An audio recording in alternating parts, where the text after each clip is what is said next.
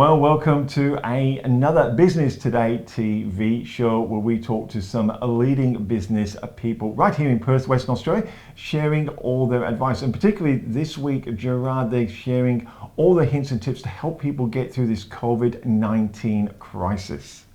I think all the help you can get from people that's been through some of these things before is always worth listening to. And as you can see, we're in separate studios because we're doing the social distancing, which is really weird for us. But let's get into the show.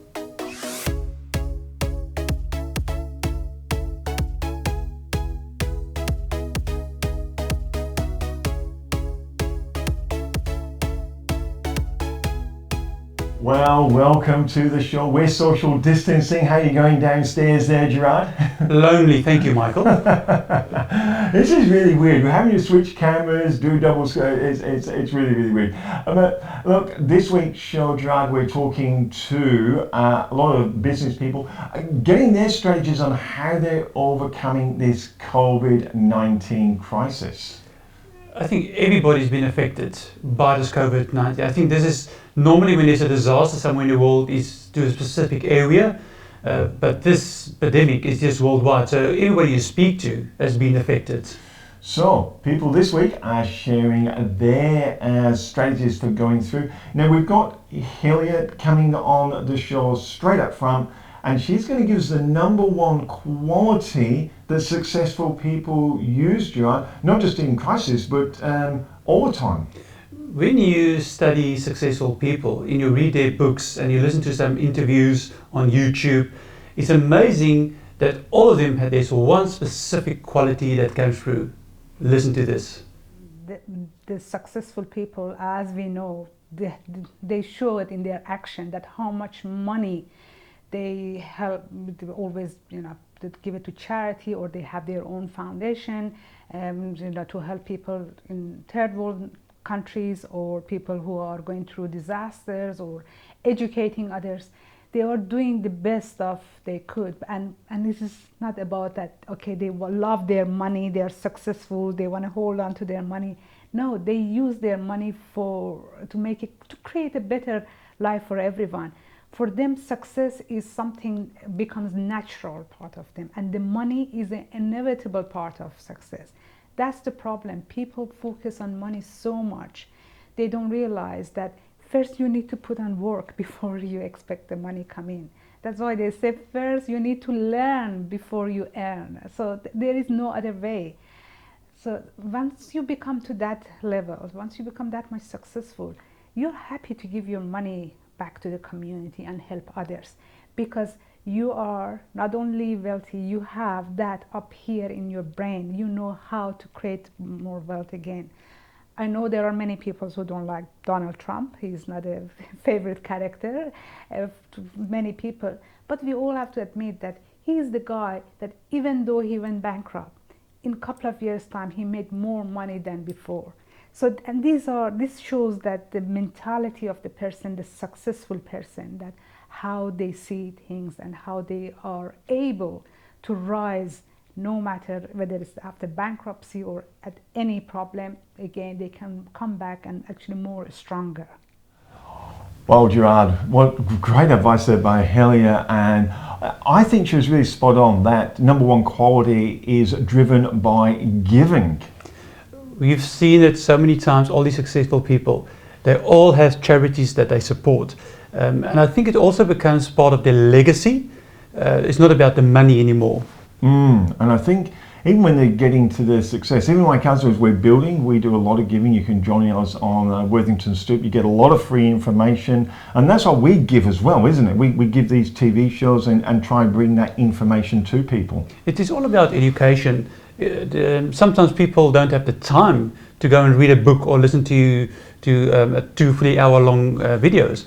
And by listening to us, it's short introduction, short strategies that you can implement. Now, one thing that Helia said was that in another conversation we had where she was talking about the importance of story, and I think we start hearing people talk about that. And she went and caught up with Andrew Ford, another one of our guests, and she was trying to show the power of sharing your story, sharing your journey, as it were, not the why, but your actual story, so people get to know, like, and trust you a bit better. This was an interesting one, Gerard. I always say, you know, that facts tell, but stories sell. So tell me about your business. I mean, when did you start this business? Yeah, we were very young and very inexperienced. So I'd left school at year 10, did an apprenticeship in refrigeration and air conditioning, so tradie, and I'd met my still current business partner, Kyle, at one of the hospitals where I was finishing my apprenticeship. And this time I'm age 19, and it was automatic that apprentice leaves the employ to make way for the next apprentice, so I had to look for a job, and that's when we concocted a ill-conceived plan of going and starting our own thing. Oh wow, that's a great story. So is it been always nice and easy? You met your business partner or your friend and you started business? And it's never easy, is it? Has ups and downs, yeah. Especially in our industry because it's so seasonal, needless to say, with refrigeration and air conditioning, and we did refrigeration back then as well, cool rooms and even people's fridges. Nevertheless, it was very, very seasonal, so it was a real feast or famine situation. So the first summer you'd be guaranteed you've got enough work in summertime, but the first winter time came around and there wasn't enough work for two of us, there wasn't enough work for one of us really. So Kyle left the business and went back to his old employer and just did the winter there. So that then took the burden of having to support two of us, and I got through the first winter just doing odd jobs, labouring. Obviously when a service call came in, we were just doing service work only then. I'd obviously go and attend to that. And then the second summer came around and we started to get a bit more momentum. And then from that point on, the business supported two of us. Wow, that's a great story. Yeah. So, but if we go back and see that, okay, how is your mindset was around this business setup that you had with your friend? Yeah, it was, I suppose, being that young, we didn't know what we didn't know. So that was both a blessing and a curse. So the good things about being so young was I was still living at home, so my outgoings or overheads personally were very low. So I didn't have like mortgages to make, car repayments, kids, all that sort of thing, which puts a mountain of pressure on you. So if I could live on a couple $100 a week, so that was good, so we could leave the money in the business. But what, of course, what we didn't know is we just didn't have the experience. So we learned very, very quickly, as one does when you're burning your own money and making mistakes that cost you money. So we learned very quickly. And again, a negative at the time was that we looked so young because we were so young, and that didn't give us the credibility that we needed. And especially when we started to get into selling the air conditioning and not just servicing it, because we quickly realised selling just time, as we know, unless you're a lawyer or an accountant or something, earning $500, $600 an hour, it's very hard to scale that up past a certain level because there's only so many hours in the day and only people paying so much per hour. So we realised that to make more money and more wealth, we had to sell something, and air conditioning was a high ticket item. Especially back then, it's actually cheaper now than what it was way back then to put in ducted air conditioning, for example. So when we then changed direction, pivoted the business into the sales side of it, and that's when we really sort of got the momentum going. But going back to my point, we were so young, we actually grew beards to make ourselves look a bit older, to give us a bit of credibility. Because people were spending $10,000 on a system or something, and these two young looking guys, are they going to be around in a week's time? Are they going to take my money? So this gave us a bit of credibility. Now I don't dare grow one because it's too grey, but another story again. Oh wow, that's a great story again. Well, that was something different for the show. Now, we actually took that from Helia's YouTube channel, so you can look at Helia's thing on YouTube and see the rest of that interview her and Andrew did together. I just found it fascinating. I found how he worked through the struggles interesting as well, just didn't give up. I think people think business is easy. Well, if it was easy, everybody would be in business. And there's certain qualities in successful business people in their story that you can learn from, and just never give up. I do think that success leaves clues. Now, one of the things I like about trying to get those clues for ourselves is people's attitudes. And Gerard, you have your famous 60-second question. You ask them a question, they can't go over 60 seconds, they've got to answer it. So you give them no warning. You just have that camera, ask them a question, and I think success leaves clues can be seen really clearly. What question do you have for them this week? So this week's question is, why is tracking your cash flow important to you? Tracking cash flow, without knowing what my cash flow is, I can't pay people, I can't pay staff, I can't pay myself. So I've got to understand where my money's coming from, where it's going to be able to make sure that I've got a balanced budget within the company and be able to track the company along where it needs to be and have it survive. After 32 years, it doesn't just happen on its own. It needs to be tracked. Well, cash flow is king, isn't it? Because without cash flow, it doesn't matter how much income you may have. If there is not enough cash flow to know when it's coming, you may not be able to cover your other expenses. So that's why cash flow is the first thing any business or any individual need to learn through their budgeting, and which we really can help people to get the best budgeting, whether it's for their business or for individual life. Flow's the crux. It's really, cash flow's king.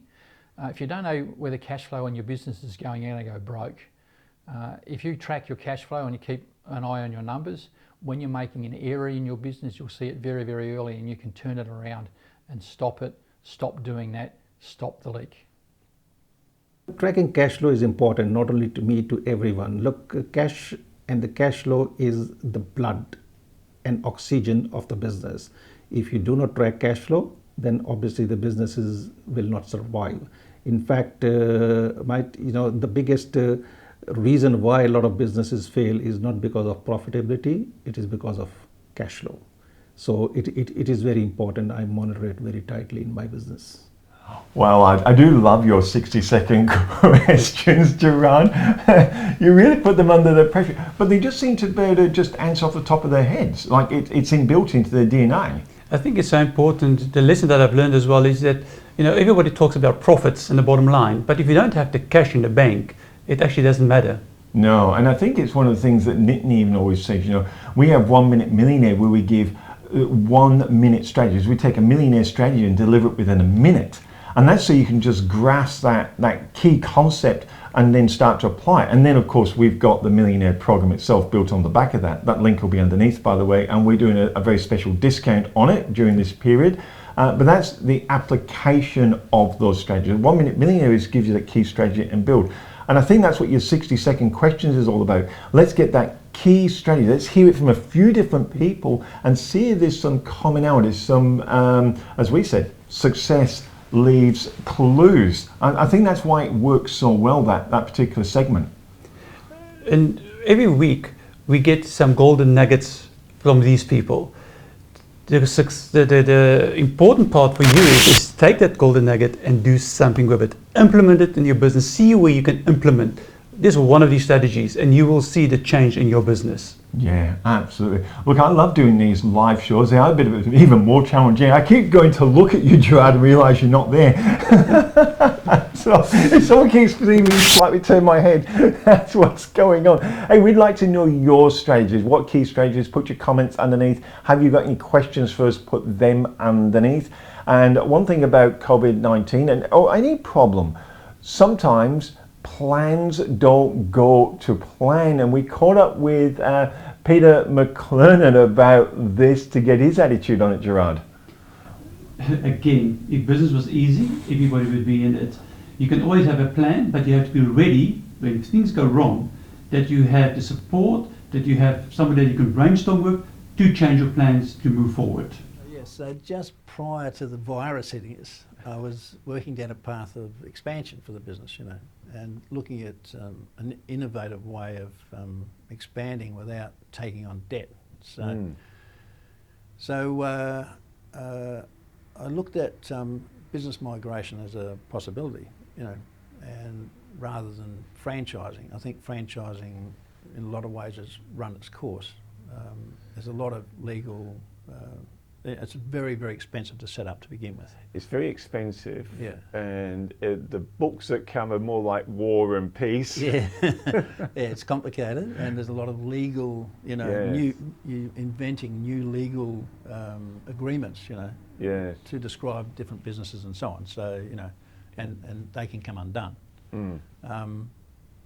So I thought, well, we've already got the the company law in Australia, so it's fully structured, it's been tested over time and so on. So rather than have some structure that has to be built externally, we'd use the existing company laws and company structure in Australia. So what we'd do is we'd sell shares, for example, rather than sell a franchise or percentage. And so the idea was then to set up a company, individual companies in each state.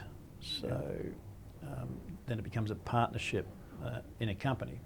Half of the shares owned by an investor and half owned by the central company. Now, I haven't seen this being done anywhere before, but one of the things I look at that, you get coronavirus come in now and you're just about to implement this new growth strategy and it gets stopped. But you had a lot of interest. What are the strategies around keeping the interest and keeping that model in place so when we're past this, you can reignite it again? Yeah. Well, I had a group of investors interested and they were about to take the physical step of coming and looking at the business and so on, and then looking at how, you know, how it might be the structure might be expanded and so on. We'd spent probably 2 years on background work getting ready for that, you know, internally, you know. And so what I'm doing in the meantime is keeping in touch with those people, you know, and letting them know how we're going in the meantime. I think this will be a good test of the business, actually. If the business comes out, which I anticipate it will, reasonably strong at the end of this, that's going to be a good indication of, you know, how it's going to go in the expansion phase, you know. And I think the expansion, as I was saying, we may not be harmed by this when it comes to expanding, because similar businesses in other states, you know, may struggle. So that would create an opportunity for us to either form partnerships with those people and help them out of that situation, or purchase the business at a reasonable price, or take over a customer database, for example, and make our expansion much more, and speed up our expansion. Because the intention originally was to start a new business there in competition. Yeah. So for you, when things like this happen, and you've been in business for a long time, so you've seen a few of these things, maybe this is more serious than others, who knows, but your idea is when they happen, you instantly go back and start re-strategizing and looking at, okay, the what ifs of the whole thing and finding where new pathways or better pathways may be. Yeah. Yeah, I think, you know, problems create opportunities, you know. Yeah. There's another one that I thought of as well, which we might mention here, and that is that I'm actually an auctioneer, and another one of my businesses is Auction Perth. It has its own website, so that's McLennan's Auctions Perth, you know. So I've been an auctioneer, for a second-hand dealer, for probably 30 or 40 years, you know. So I anticipate that those people who do want to close their businesses, or may have to close their businesses, the rate of that's probably going to increase over the next, you know, 3 or 4 months. So that'll create opportunities, you know, whether we like it or not, for liquidations and all that type of thing, and therefore for the auction business. And there's an complete online auction business there. So, you know, we're currently communicating with liquidators and accountants and so on in relation to assisting in those circumstances. You know, I often, and listening to you, I hear your attitudes, and often we're told attitudes determine altitude. How does someone like yourself stay positive when there's something coming in that for a lot of people they go, it's over, but not for you? Where does that, how do you keep positive? I think it's probably time in the game. You know, there's, you know, you're continuously confronted by ups and downs. So, you know, this is just you know, a down, it's a temporary condition. So you just have a look at the circumstances and see what, you know, what positives are in there that you can actually take advantage of, you know, during that time. So, yeah. Well, it's really interesting doing a live show in 2 separate studios. You know, I've got my camera working, you've got your camera working. I'm trying to control everything, and down here I've got the actual switcher to go and play the interviews recorded. Gerard, how are you finding it? I must say it's challenging, but again, I think we learn new skills.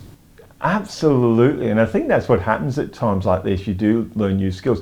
I think it also gives you time to reflect and maybe reframe your business. We call it reframing. It's not restructuring. You're not throwing everything. You're not throwing the baby out with the bathwater, as they say, but you are reframing and have a look at your assets, what you've got in place, and it is a time for you. Good time now to actually reflect and do that, Gerard. But it's all about attitude as well. You can have an attitude to say, that if you listen to the news, that is the end of the world. Or you can have the attitude to say, what, this is a time now for me to do things better and to innovate. Everybody say, when are we going to go back to normal? But do we really want that as normal again? Do we really want to do exactly the same? So this is actually a good time to reset everything in your business. Place that reset button. But again, it's about your attitude. It certainly is, and one of the attitudes I think that's like it is really all about values, Gerard.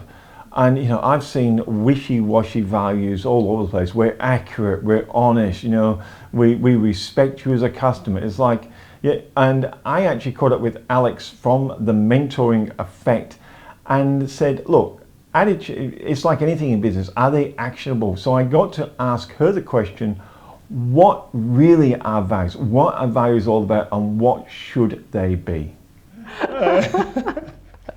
Well, I'm here with Alex and the Mentoring Effect. We're having a bit of a smile.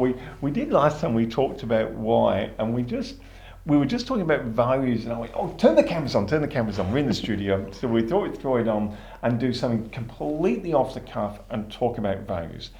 I'm going to go right off the mark here and say, I believe a business is when it has values. Values control the behaviour of their staff. That's the only reason to have values. You can tell I'm ex-military. Gotta have control. Really, I couldn't guess. But let's have a look at values for a business, because you work with team building, you work with mentorship, you help people discover their whys. When it comes to values, what's your take on it and what's your perspective? First of all, I agree. The values are very important in driving you as well as a person, as a business owner or employee, or as a parent. That means any values. You should be clear on your values. That's why I'm always telling people, just try to think about that, what is important for you, because if you will be in a time pressure and you have to make big decision, the first thing that should come up to your mind, it's like, okay, what is my value? What is my first biggest value? That means if you have something that is going on in your business and life, and you have to make big decision, the first thing should be, for example, for me, family is the first value and is most important. That means if somebody will tell me like, oh, you will suffer and you are not going to see your family because you need to do that, I will probably say, no, family is more important, and I promise my weekends are going to be free and I'm going to spend them with family. And that will be a decision. That means all decisions and choices are changing, and that's why it's important. So you're using your values to help you make decisions that are aligned with what you want to achieve in your life. It is important even in business or in team, because they should be aligned. I know a lot of people have different values for the business and organization because they are kind of out of the organization, but a lot of people still working as a solo trader, small businesses, and they are still face of the business. They represent the business. Yes. And if you represent a health business and you are 50 kilo overweight, probably something is wrong there. That means you really try to align with your business, with your personal values and business values. I agree, big organizations should have their own values because they run all hundreds of people and teams based on that. Do you find that within, just talk quickly about large organizations, that different departments have different values, or are they just one set of values for the entire company? That's a good question. There's a company and they have, for example, 4 or 5 values they're very clear on, and it's same for everyone. I was going to ask you the number. Yeah, it's usually like we played with 3, but there's a lot of companies that have like 5 major values. Yeah. It is important in all departments, because when you do trainings, when you do team buildings, when you do any activities, you need to know or hiring sessions, you need to know what you are actually teaching people, or what you want to tell them, or how you want to kind of model them a little bit. If I was mentioning communication or thrive in the change, you want to put them in a situation that is something risky and they're under pressure and they need to make decisions. You want to see them how they react, and you want to have great people there in your team. They can actually Yes. react, you know, how you want and how you expect, and you can't change that because everybody is on the, you know, when you interview people, they're Yes. like, oh, I'm great under pressure. I'm achieving great results when I'm under stress. And you go into the training and team building, and you Yes. see people under the pressure, and it's funny, not funny probably for them, but I always say like, yep, that's the great result under pressure. So with the values, it's interesting you said, you know, you mentioned the number 3. That's probably one of my favourite numbers for values. But then you said some of the companies have 4 or 5 of them.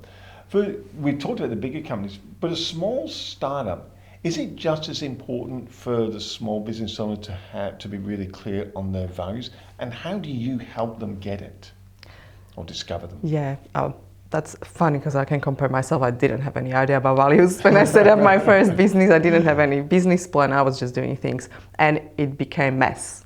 Right. That means that's why I'm probably, some people make fun. It's like, oh, you're a business plan or, you know, business coach. And it's not about that. I really want to know what I would like to, where I'm heading, what I would like to achieve. And people around me and working with me, they should know as well, because that's the direction. It's like you driving the taxi, or someone next to you is telling you like, oh, take me to CBD.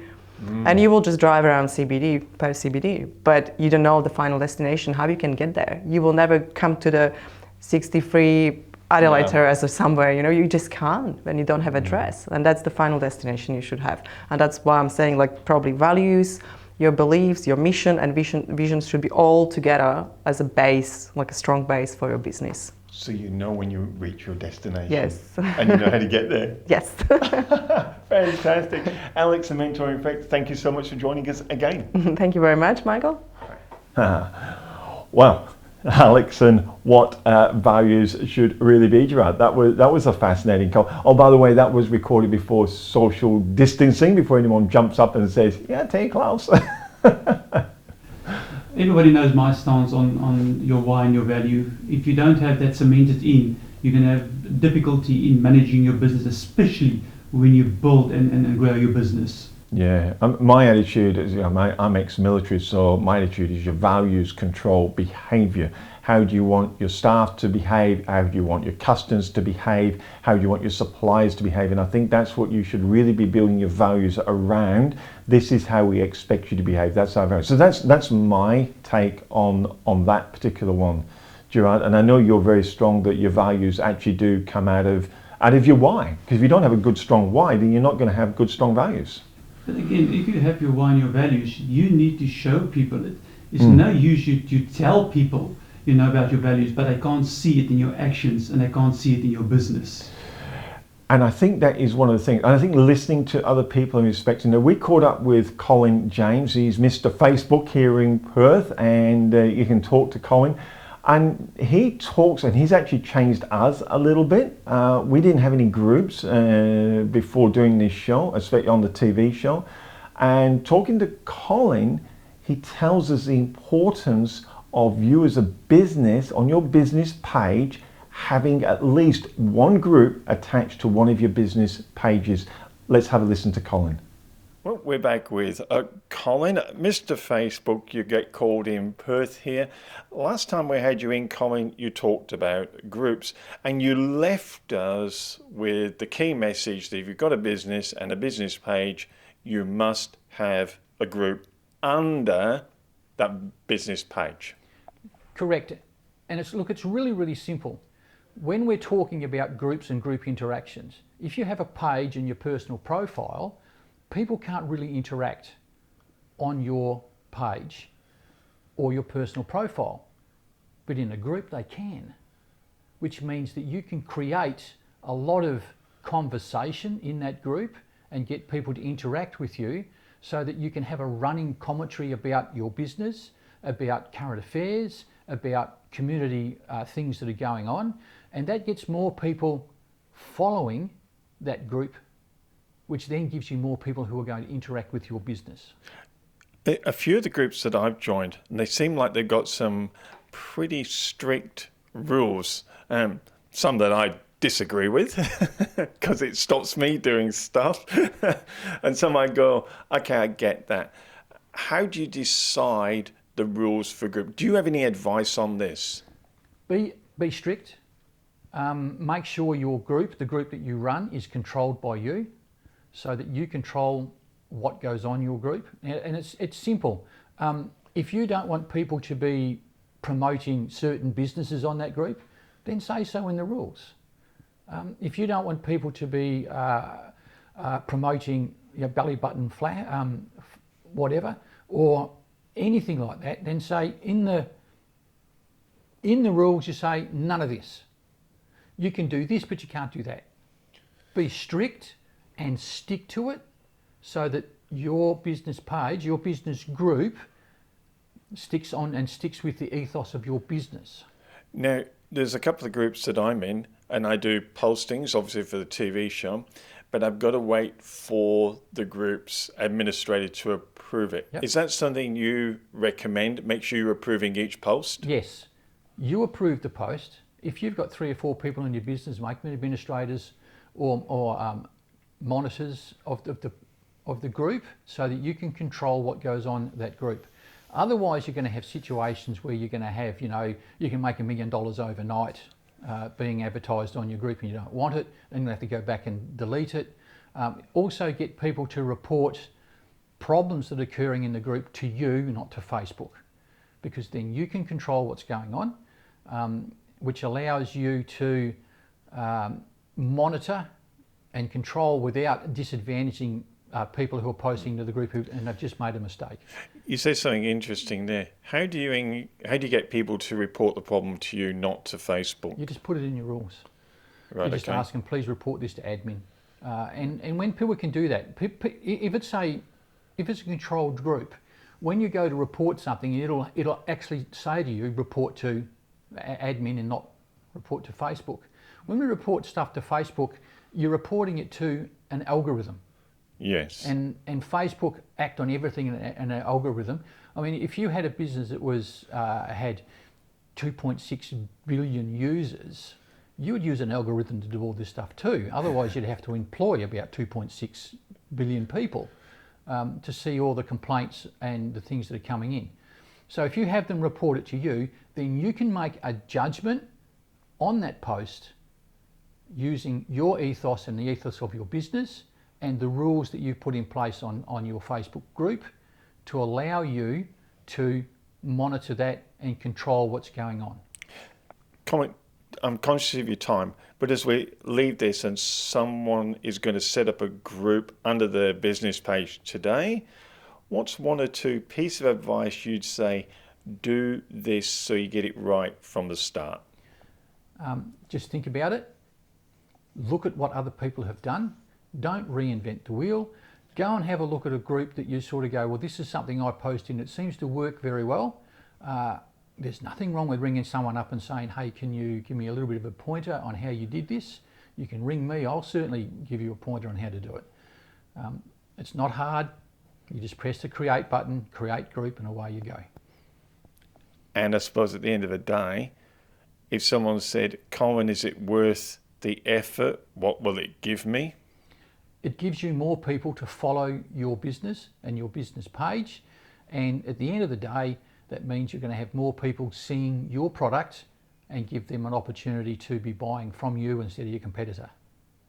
Well, there we go, Gerard. So we're going to step out of this studio, and I think you've already put the group together. I think it's brand new, so the people here watching the show, come and join us on our group. We're going to be having more in-depth topics, giving great free information on the education. So I'm actually quite excited. I was really glad we actually pre-recorded that with Colin, and it's enabled us to build the group before we've actually gone to air today.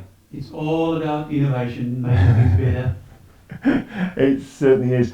Now, I know one of the things when struggles hit you, Gerard, that cash flow becomes a problem, or lack of money becomes a problem. And some of the people that can help you, like accountants, we tend to shy away from because we're frightened of the fees we might have to pay.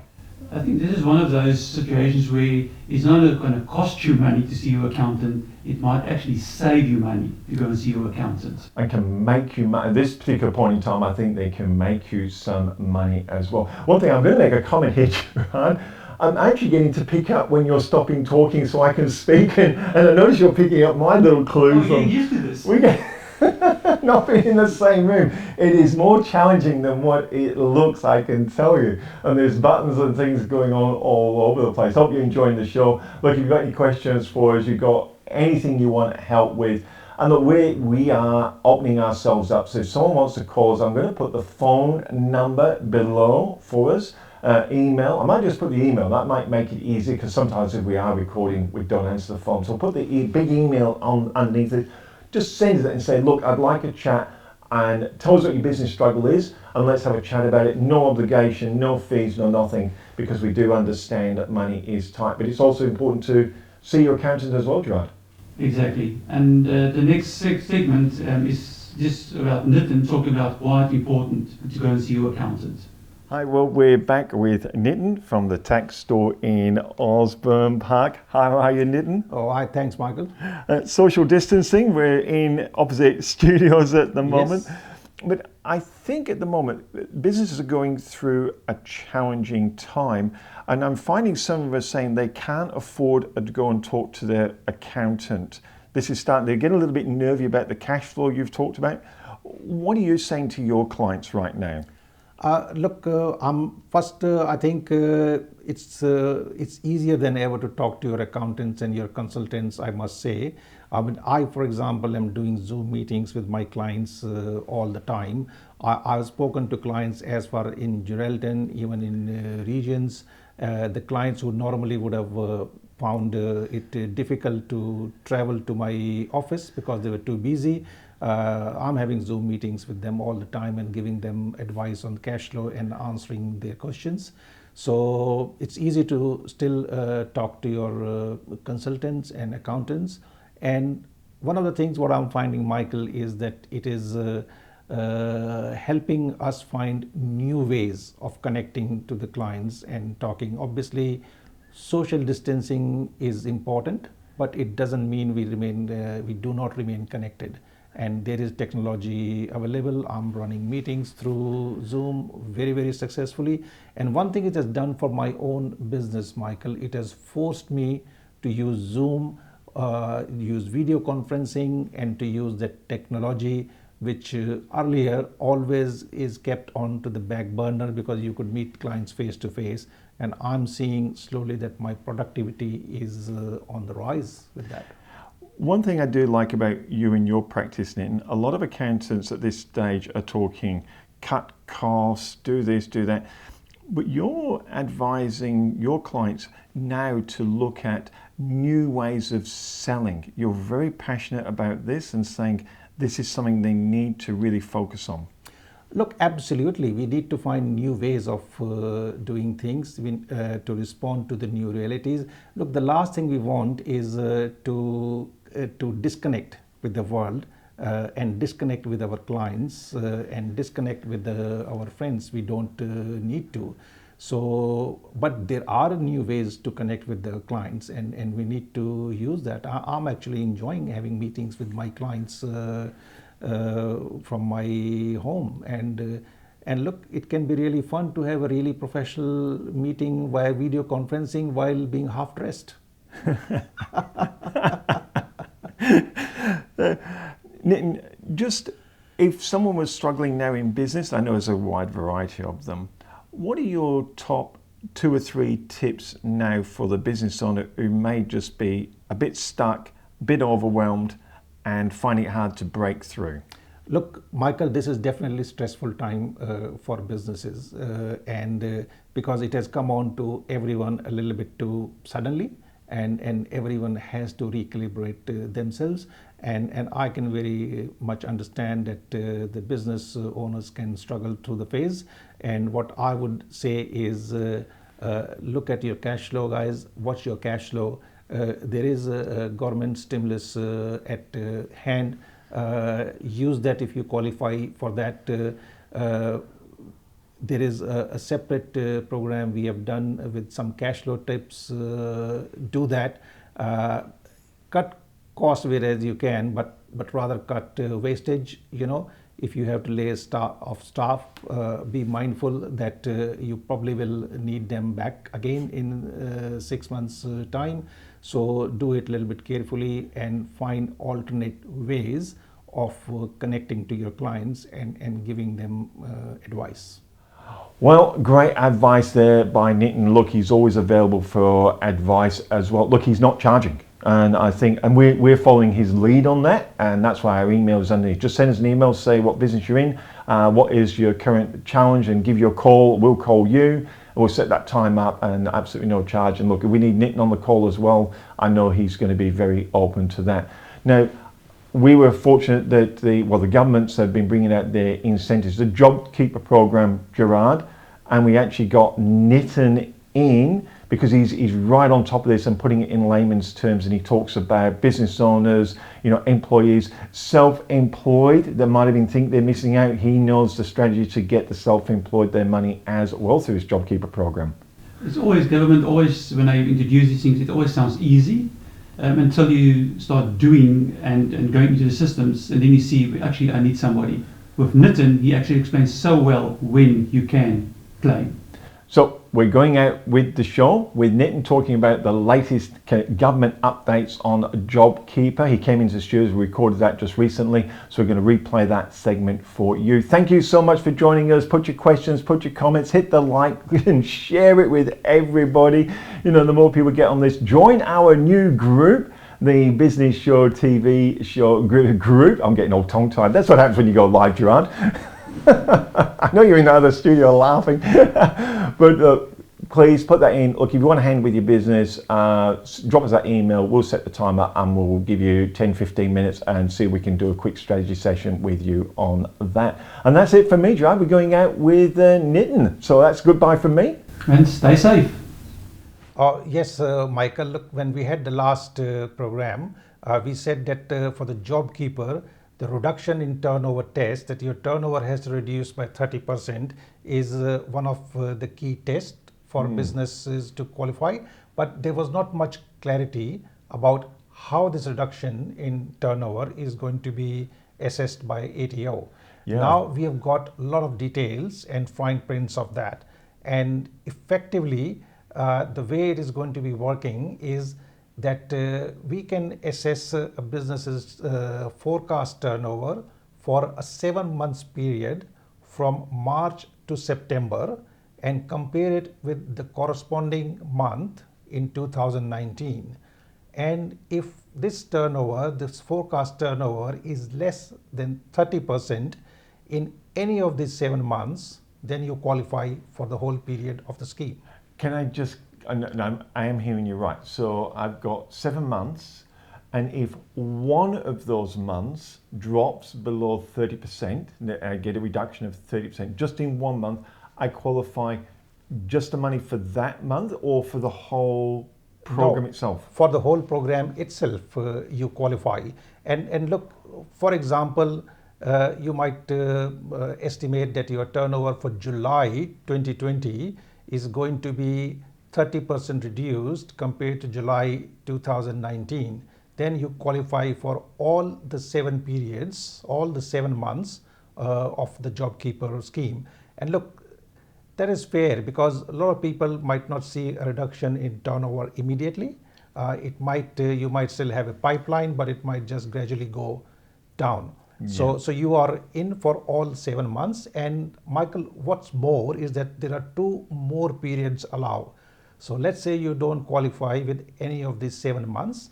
So you can compare it with 2 quarters. That is July, April, May, June quarter, or July, August, or September quarter, and compare it with the same quarter in 2019.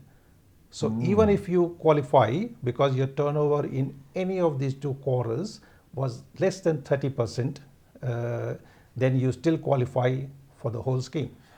So I understand by having a look at the ATO site at the moment, this is all up and live on the ATO now to do the applications. Correct. It does seem that if you are a business with employees, this is probably a very good time to come and talk to your tax agent or someone like yourself to make sure you get this right, because they do stipulate on there that they are going to test it and you've got to be truthful and accurate to the best of your ability. Oh, absolutely, because the ATU enrollments are live, up and running from yesterday. There are strict monthly reporting requirements, Michael.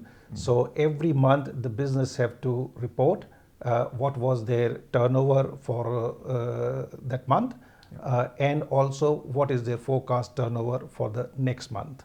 Yeah. Now, you did mention this on the other show about double dipping. I just want to clarify this for employees. And I understand they've now released the form for you to get your employees to sign to Absolutely. say that they are going to claim the 1,500 through you and not through any other business. Yes, so the employee, each employer has to take a declaration, a written declaration from the employees, saying that they qualify, that they are above 16 years old, they are Australian citizens, permanent residents, and they are not going to be nominating for the Jobkeeper scheme with any other employer.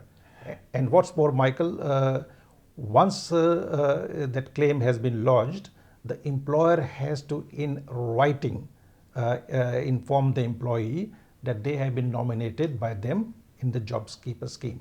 Wow, that is really, really good information. Yes. Now, I did have a question come through the other day for you, Nitin. It might be a bit out of sequence. I know you've got a lot to cover today, but it was startups, and they're stressing that they started their business and may not be able to compare these months to last year's because they just weren't operating. Oh, yes, Michael, I think it's a very important question, and a lot of people have asked us even after we did the last program. We had a lot of questions coming in that what happens with the startups, because they might not have any turnover in the previous period in 2019.